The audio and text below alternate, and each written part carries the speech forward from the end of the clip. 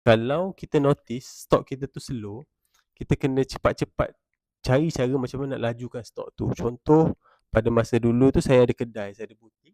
Ada certain masa tu traffic kurang dekat butik ataupun tak cukup banyak untuk cater stok yang banyak tu.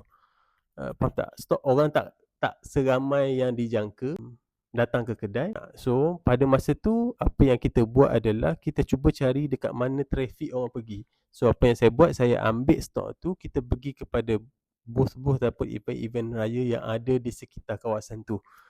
So itu memang kena keluar extra cost sikit lah sebab kita kena ada tapak ataupun kita buat consignment rate dengan orang yang ada dekat situ. Kok mana pun kita kena ada dekat situ sebab situ high traffic orang yang ada dekat situ. Pada masa tersebut lah, situasi dia macam tu.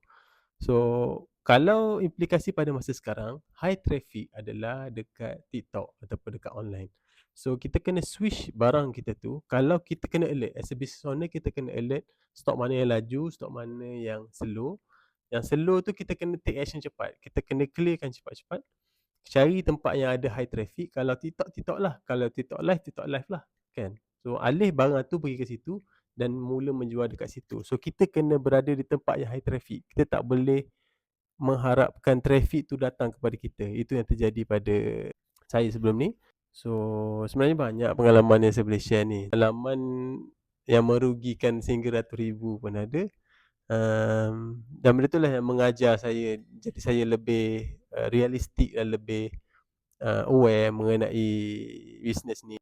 Lebih penting nak kawal cash flow, duit masuk kat mana, duit keluar kat mana. So, benda tu memang pengalaman manis dan pengalaman pahit dah yang saya ada selama ni lah.